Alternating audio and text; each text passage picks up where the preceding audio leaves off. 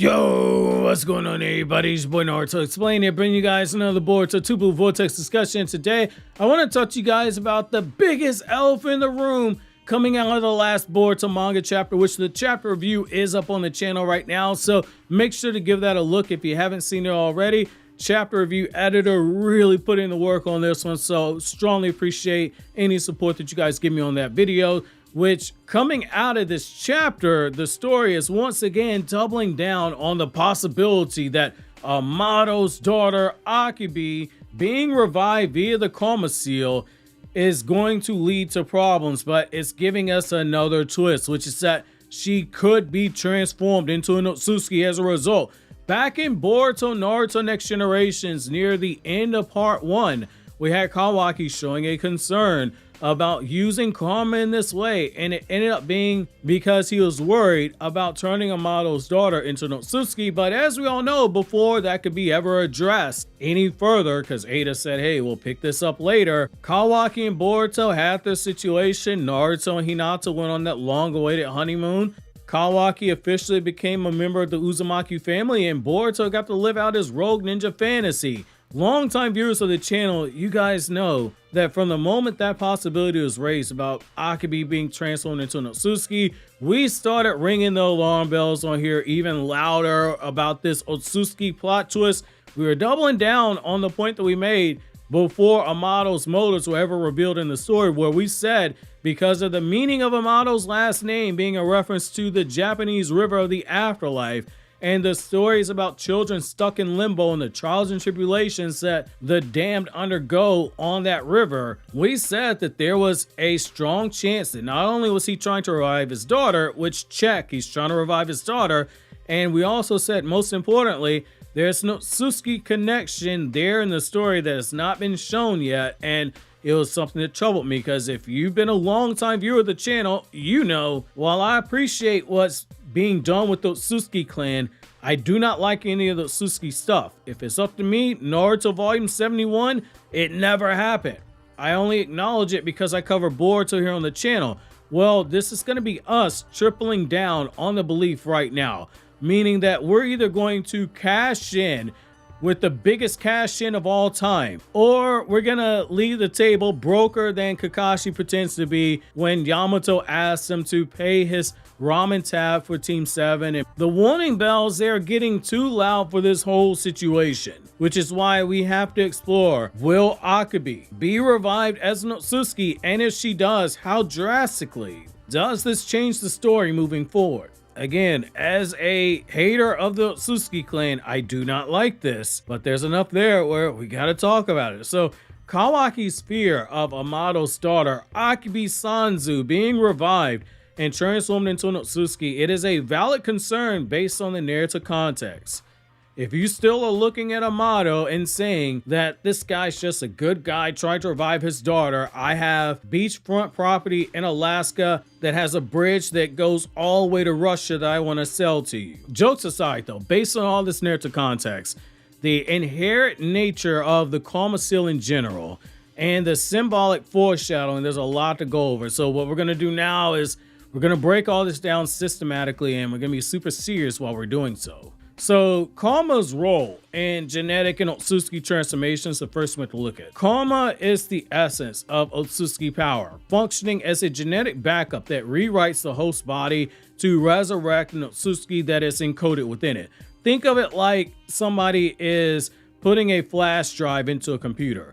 The flash drive contains the data that you saved onto it. Well, that's what Karma Seal is for an Otsutsuki.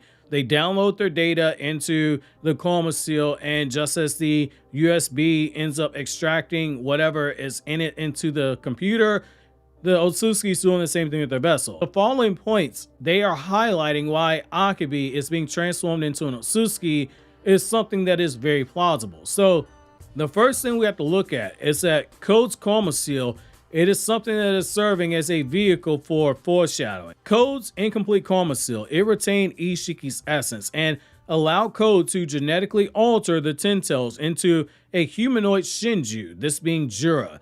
It demonstrates that Karma's essence extends beyond resurrection.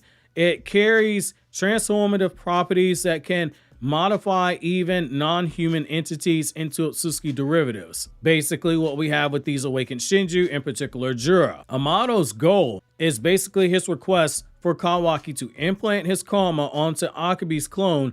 It raises the possibility that the encoded data in the karma seal could unintentionally trigger Otsutsuki-like changes, while the data inside of that karma seal is supposed to be Akebi's. And I will give Amado this. I will say that it is 100% Akebi's data. Akebi's original personality, it might be overshadowed by the residual Otsutsuki-like data intrinsic to the karma's functionality. And that's what the wild card is, and that's what Amado has not taken into account. Justice Code did not take it into account.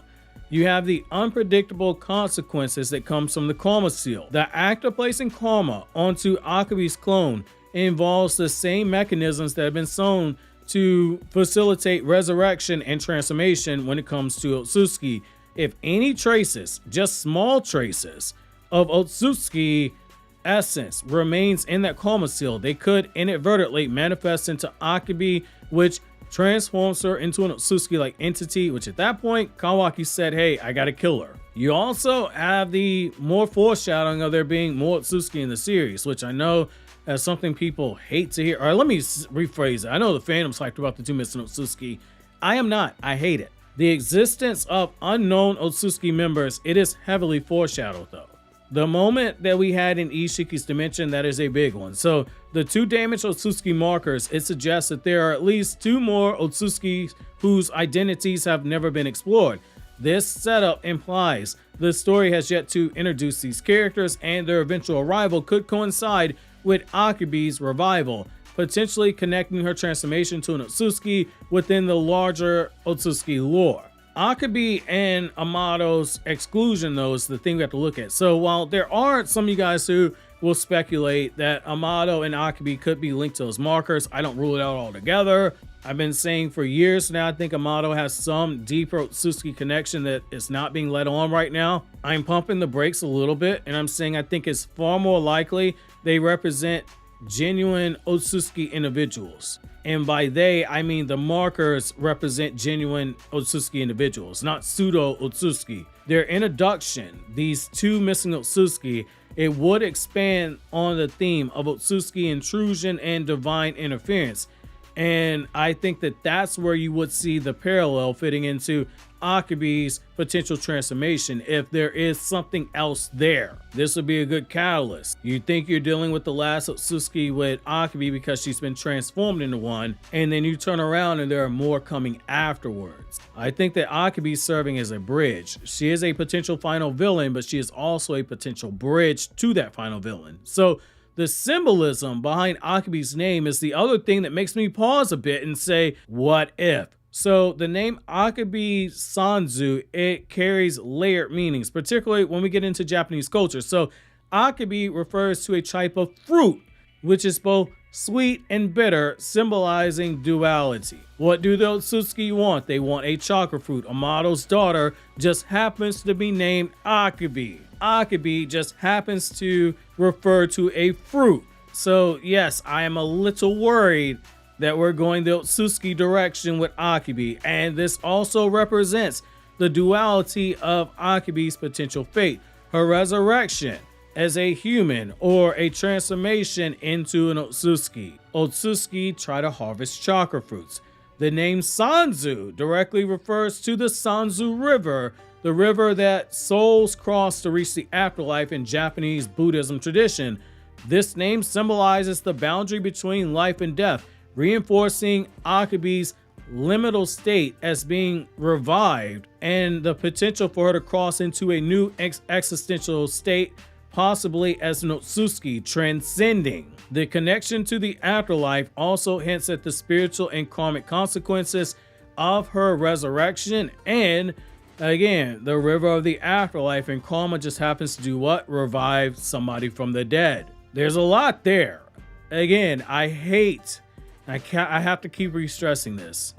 I hate all things Otsutsuki, but I'm getting a tingling down in my loins that this is where this is going. And I do not want it to go here. It gets even deeper here. So when you get into the Japanese Folklore Parallel. That's where it does get tricky, because everything with the parallels in her situation is actually something that the Naruto story has already used, including something that was used on a character that the fandom absolutely hates. So Akebi's potential inspirations go even deeper here. The folktales that involve transformation involve Urashima Taro, the guy that longtime viewers of the channel know was the basis of inspiration for Urashiki and that time travel turtle. In this story, Urashima Taro receives a box from a princess, but is warned never ever ever open this box. But when he does, he is transformed and he ages drastically, just as Urashiki is able to go back in time. This mirrors the unintended consequences that may arise from tampering with karma, as Kawaki fears for Akebi's transformation. It's loose, but it is something you could use. You also have Momotaro, who was obviously the inspiration for Momoshiki. Momotaro is a boy who was born from a peach who becomes a hero. Obviously, Momoshiki flips that on his head. If Akebi parallels Momotaro, her revival, it could symbolize a miraculous birth with unforeseen divine consequences, including Otsutsuki interference. Hence, we go to the whole thing about she could be a bridge to those two missing Otsutsuki, if not something even deeper. The folktales that revolve around reviving the dead is another thing that we have to look at. In particular, when we look at Izanami and Izanagi. So in Shinto mythology, Izanagi tries to revive Izanami after her death, but when she becomes corrupted and monstrous in the process, that's where it changes. This closely parallels Kawaki's fear that Akebi's revival might result in her becoming an Otsutsuki, a divine but corrupt being, just like the Izanagi and Izanami story. The implications of Akebi becoming an Otsutsuki, they are huge. If Akebi does transform into an Otsutsuki, the consequences is going to extend far beyond her personal story itself. As of right now, her personal story is that she died at a younger age as an adult, but still young for her age, and her father was not able to revive her. This is going to potentially build into Kawaki's guilt. Kawaki, who has sworn to eradicate all Otsutsuki, including himself, he would face immense inner conflict if Akebi were to become an Otsutsuki due to his own actions. That will be one of the last steps that he takes to truly becoming just like Jigen, somebody who he absolutely detests, which is why I again think more likely than not he's going to transform her into an Otsutsuki inadvertently. You also have Amado's obsession to look at. Amado's single-minded pursuit of Akebi's revival, it might very well backfire. I'm gonna say it right now, it is gonna backfire, aligning with the themes of hubris and the dangers of playing God, something that Amado has done a lot. The narrative expansions there as well, introducing Akebi as a new Otsutsuki would deepen the lore and set up future conflicts, particularly if she becomes connected to new or unknown Otsutsuki that are hinted at with those damaged markers. Kawakis Fear is rooted in the precedent set by karma's transformic properties and the foreshadowing of unresolved Otsutsuki mysteries. It is there in the story, and the symbolic weight of Akebi's name. Her revival aligns with both the narrative and thematic exploration of unintended consequences, divine interference, and human hubris.